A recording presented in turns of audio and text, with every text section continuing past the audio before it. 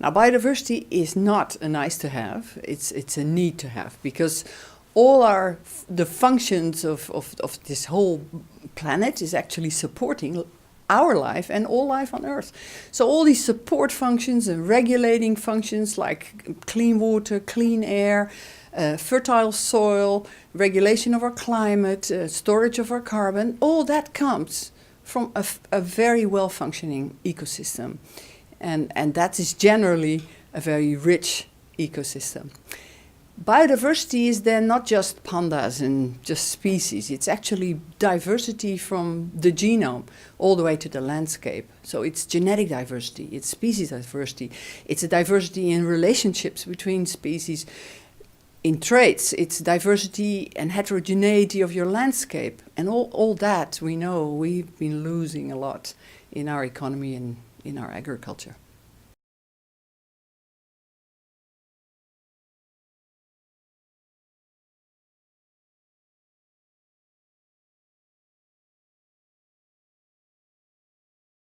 Well, it's funny. I think ecology is the basis of everything because it's basically how the planet functions. And the planet and everything that grows on it and everything that lives on it is our natural capital. And so what we should do, if you have a capital, you should live from the interest and not from the capital itself, because then you diminish your capital.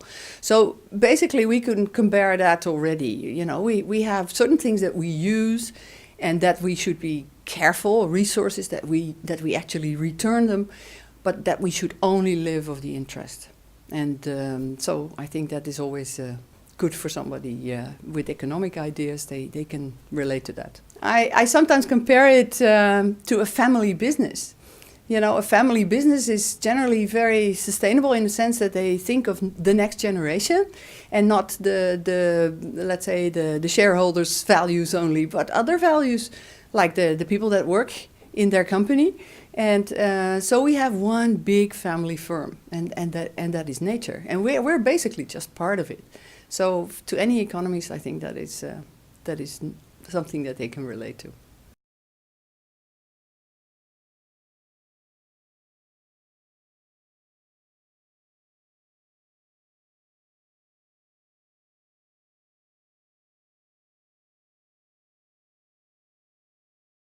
We can learn a lot from nature. Nature has evolved life, you know, for 3.8 billion years. So there's been a lot of research and development that we can learn from. And actually this whole planet has functioned fine without us. And we just came in like 1 second before 12, you know, if you think about it in that time frame. So we should look how nature functions. That's what ecologists do. We look at how nature functions. And what you can then see is very wise lessons. First of all, it's based on diversity. Life is based on diversity. The second is that, you know, cycles are closed. Energy comes from the sun. That's what we should do. And I think those are very wise lessons that we can totally relate to our own economy. So when I want to change the economy, you can already see 3 things. You know, we should, in fact, whatever we do, close cycles, whatever we do, have an energy transition. And the third thing is that we should promote diversity in many ways. Promote that life on Earth is actually expanding instead of decreasing the way we do it now. Our economy now is very destructive because it is a linear economy. It's an economy of take, make, waste. And if you look at nature, you see that that doesn't exist. There is no waste in nature. It's always food for something else, for other organisms. So if we do that and we actually reinvent our economy, that we think in circles, and that we actually have, you know, companies that actually combine their input and output into a circular system, or actually build maybe an ecosystem with many small bonds that make it very resilient.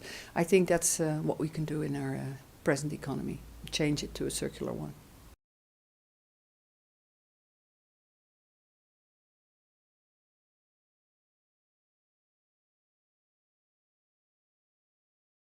To me, a sustainable world is that we can actually think of just making a circular system. But that doesn't make it sustainable. Not if we still use fossil fuels. So we must have an energy transition. And not if we still destroy biodiversity. So we must have a circular economy that actually fits in the economy of the planet.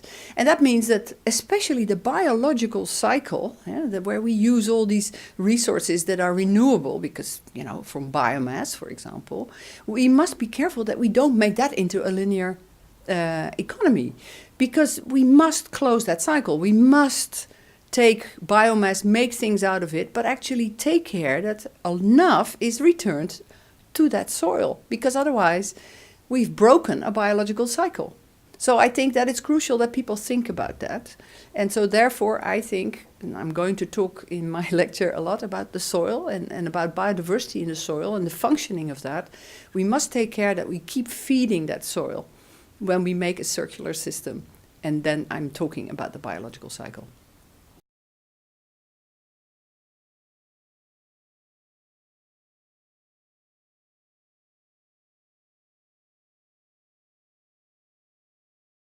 One aspect that I haven't mentioned is, of course, that when you build a circular economy, it must also have a very social aspect. It must be good for people as well. It's people, planet, profit. So I think for me, yes, there are companies that really do that already for years. For me, a favorite one is, for example, Interface, where they have.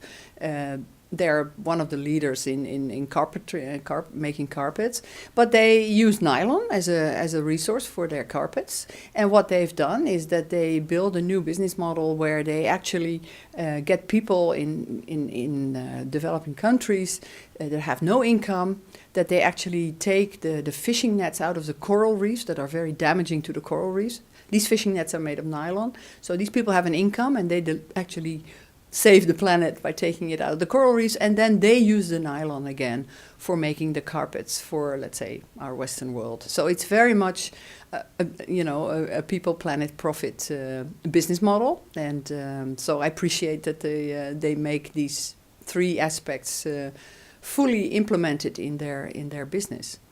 And there are also developments, for example, where you want to reduce, of course, the use of your resources. So you see that what we sometimes call performance-based consumption is that you share with others, so that we don't consume less. And you see many companies that are doing that right now. Well, when we were, I'm a director of the Netherlands Institute of Ecology, and we had to build a new building for two of our centers.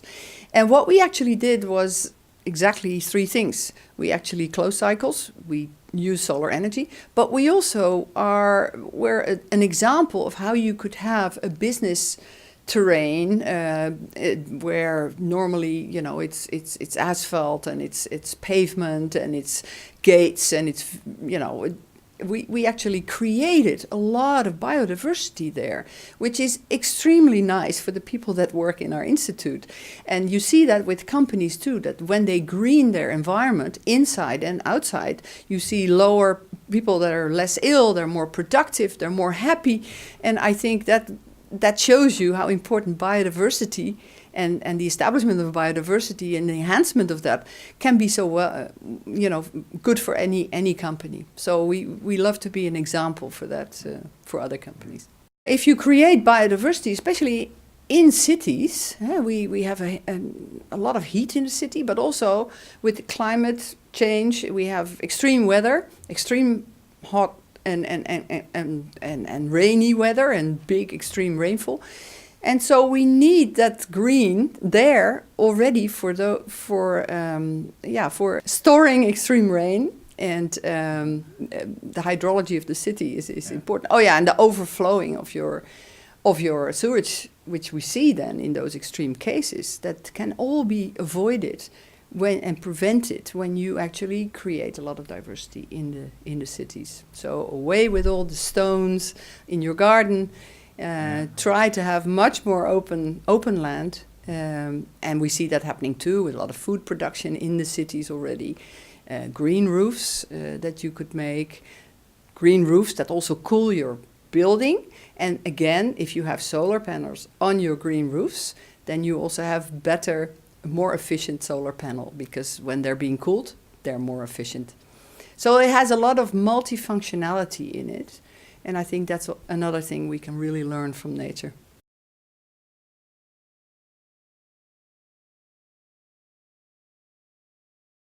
Yeah, that's interesting. The Netherlands Institute of Ecology studies the effect of climate change on nature. What we see is that different species respond to climate change, that's going very fast now compared to evolutionary time, in a different way. So if you have a well-balanced system where species are dependent on one another, you see that some respond very fast and others slowly. So the whole, let's say, interaction between species can drastically change. An example is that you already saw in the film of Al Gore, The Inconvenient Truth, that was research from the NEO, that shows that, let's say, birds are too late because the caterpillars that they have to feed their young with, the caterpillar peak is already gone because the insects were responding faster to the warmth, let's say. And also, birds come back from Africa too late, and spring has started earlier. So you see that there is a mistiming coming up. So that is the effect of climate change on nature. But we also see the effect of climate change on us and on our functioning. And I already mentioned a city where you have this extreme rainfall and overflowing of your sewage, etc.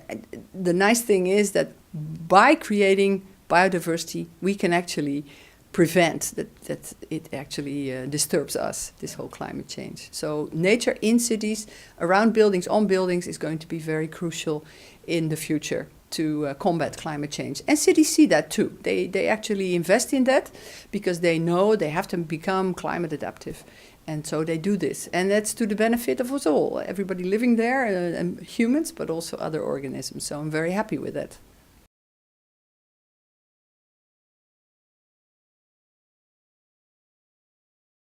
I don't think there are many climate change deniers, maybe Mr. Trump and a lot of them overseas. We all know as scientists, the absolute majority of scientists, that it is happening and that it's happening very fast, much faster than we think. We just came out with a paper in top scientific journals, in Nature and Science, where we have global measurements of how 1 degree of climate warming actually affects the carbon that comes out of the soil. And what we've shown is that by measuring it all over the world, and especially in the Arctic, that you can see that there will be an enormous increase of carbon from the soil. Only 1 degree will be something like a 17% increase in carbon from the soil in 2050. And that is as much as the whole of the United States. And these numbers have not been included in the IPCC models yet. So there is a lot that is actually that we still, need to calculate always, because there's always margins that we cannot really explicitly say so. But now we've made a big step into making it, the predictions, stronger. So yeah. Climate deniers, I think it's 1 to 10,000. But in the media, of course, they like this word and 1 to 1, which is really a bit strange if you think about the climate debate. So I think there will be a time that Trump will understand better, and also that businesses will adapt and economies that will adapt will actually benefit a lot more from the action that they take now, because the faster you actually do something about it, the cheaper it will be.